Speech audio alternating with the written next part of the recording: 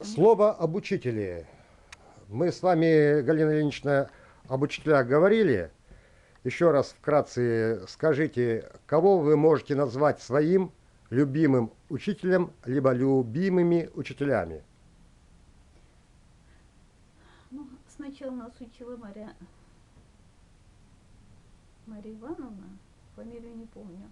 Это в младших классах. Это в Комсомольске. Да, в Комсомольске единственная учительница была. И она же была и директором школы. А потом уже начали появляться другие учителя. Парамонова, Ольга Петровна. Но любимая она не была, конечно. Так. И когда у нас появилась Юлия Сергеевна, конечно, это учитель от Бога. Это воспитатель, это учитель, это очень правильный человек, которая, ну, как Макаренко, можно считать, что... Но в своей жизни вот такого типа людей, женщин, учителей, с таким мировоззрением, как у Юлии Сергеевны, философским, это была еще Прасковья Ивановна Чисталева. Ну, давайте сейчас, в предыдущем своем видеозаписи я сказал про своих учителей, но не сказал про нашего дорогого, любимого Геннадия Сергеевича Алычева, который вел у нас в поселке физкультуру и военное дело.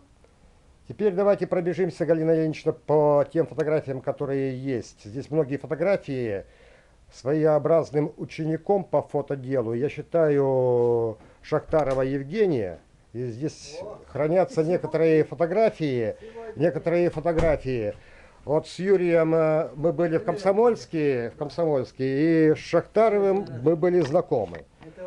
Так, я прошу тишины. Так, здесь получается тренировочные трактора, вывоз леса зимой и летом. При вас это было или нет? Ну, все было, только я этого видеть не могла, так как у нас все лесоразработки были за Печорой. Естественно, Да. ребенком я туда попасть не могла. Так, далее здесь у нас вот нижний склад, где бунты складывалась древесина. Потом, Ну, это было, да. да.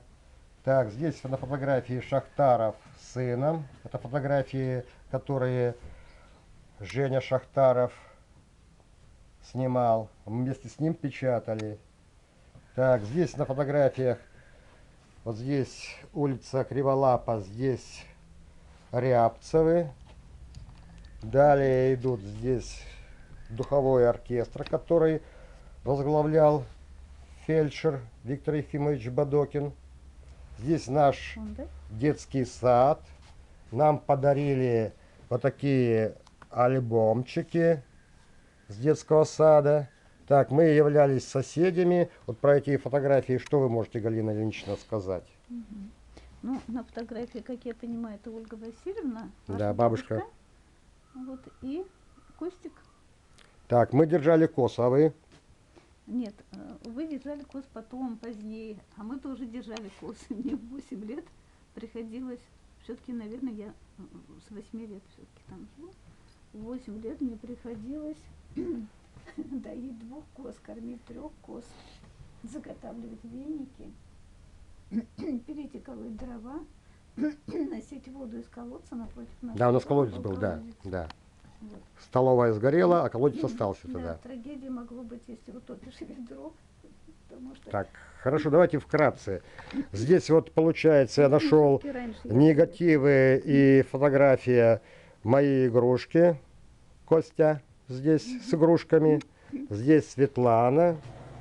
Так, это наши ясли в яслях садике. Так, это уже пошла жизнь в школе. В первый класс мы пошли в переулок Школьный дом 1, там была школа. У нас в первом классе была учительницей Людмила Павловна Косых, Безбородых. Потом стала учительницей Елена Васильевна Харитонова. С 5 по 9 класс у нас классной руководительницей была Валерия Дмитриевна Попова-Шайхудинова. Затем Мария Дмитриевна Корычева, которая в пятом-шестом классе училась у Прасковьи Ивановны. Здесь уже мои одноклассники Ефимов Вячеслав и Белов Сергей женятся. Я у них был свидетелем. Здесь на этой фотографии я со своим одноклассником Василием Торлоповым. Здесь мы на порогах возлагали цветы у памятника. Так, здесь учителя-практиканты собираем металлолом. Здесь мои родители. Отец фельдшер, мама учитель. Юра, Юрий Николаевич, вы побывали в Комсомольске. Как вам Комсомольск? Кто это мы?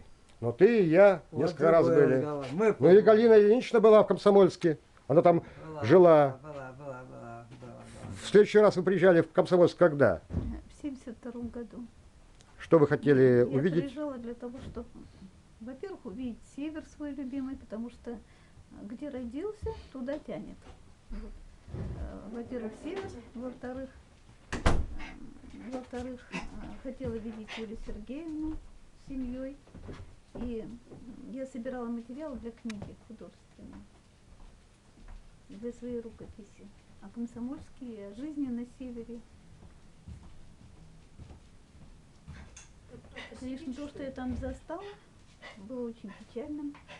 Но когда начиналась в Комсомольске жизнь, у детей детства не было, мы сразу были взрослыми в своем возрасте, потому что очень много страшного и печального было. То есть детства у нас не было. Вот. И когда я приехала через 10 лет, то, что я там увидела, конечно, было тоже очень тяжело. Так, а с Тамарой Васильевной Додор Дубовицкой вы как знакомы? Мы учились в одном классе. В одном классе учились? Да, мы учились. Тома была самой маленькой, потому что она с 6 лет пришла в школу. Она у нас самой младшей была, любимицей, между прочим. Ну, Тамара Васильевна была у нас пионер-вожатой, потом была у нас учителем пения. Очень любимые песни. Вот Тамара Васильевна здесь так. Ну, я ночевали. Да. Так, и в итоге... Замечательно.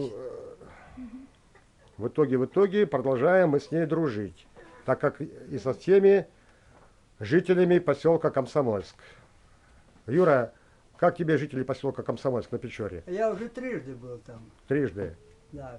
Первый раз мы с другом, Виктор Фридман такой, на охоту туда ездили. А там просто был родственник нашего друга, и он нам помог в избушку найти. Мы там обалдели от красоты и от охоты, и там и слушали глухаря, и много чего видели, и нашли, что есть от Печоры, если идти долго-долго, то упрешься в реку, которая, верховье которой тоже поблизости. И мы договорились, что через год или через два поедем по этой реке и сплавимся. И мы еще вернулись и сплавлялись по реке. Это замечательное было тоже путешествие. Это было второй раз. Вот. А тогда уже получается 4 раза я был. Третий раз это мы с тобой поехали на день на встречу выпускников. Это была изумительная тоже поездка. Мы искали бутылку, почему-то не они нашли бутылку, а я нашел бутылку, которую они закопали 5 лет назад с пожеланиями. С предсказаниями. Да. И пожелания. Пожелания потомкам и предсказания. На Войвошке. Примерно, что они... Вот на этом месте, вот там где. Что они ожидают. Это там... Где? Вот здесь, на Войвошке, на обрыве. Да, где река впадает. Войвошка впадает в Тыбью, а Тыбью в Печору. Да, вот так вот. И очень интересно, мы провели встречу, и там пока еще по дороге мы встречались с друзьями, вот выручили одного, у него машина совсем никакая, пришлось вернуться, задержаться, но в конце концов все хэппи-энд. Вот, а потом еще третий раз. Четвертый. Четвертый раз мы уже ездили на юбилей школы. и ночевали у хозяйки, которая кормилицей всего района стала, Леночка фамилия. Елена Михайловна Чуфичук. Да, вот, и она по случаю оказалась хозяйкой дома, в котором раньше располагалось управление леспромхоза. И мы ночевали в этом доме, там 8 газовых печей. Это вообще фантастика такая. Представляешь, ночевать в доме, где 8 газовых печей, и хозяйка там вот эта вот, хозяйка-кормилица всего района близлежащего, вот нас там это... я там, кстати, если ты помнишь, Подержи. если ты помнишь, я там соорудил каменный сад. Так что можешь каменный сад тоже показать его. Ну, каменный сад мы покажем, я войду в кадр. Да. Войду в кадр. И продолжай, Значит, и продолжай. Передаю Поселок тебе Комсомольск, эстафету. поселок Комсомольск для меня является родным. Я родился дома на металлической кровати. Роды принимал мой отец Виктор Ефимович. Мать моя Юлия Сергеевна, которую Почему я роды принимал? люблю. Он кто? Он фельдшер военный. Во. И он умеет и роды принимать, и зубы вырывать, и Да. даже Выдающийся фельдшер. даже делал операцию на сердце. Во. 3 шва докладывал. Да, да, да. В условиях, полевых условиях, это где-то было, типа, вот были буровые такие. Были такие буровые, то есть у нас у первого был телефон, днем и ночью его вызывали, Юлия Сергеевна против телефона была, и он на лыжах, и либо пешком шел туда, куда нужно, и выручал людей.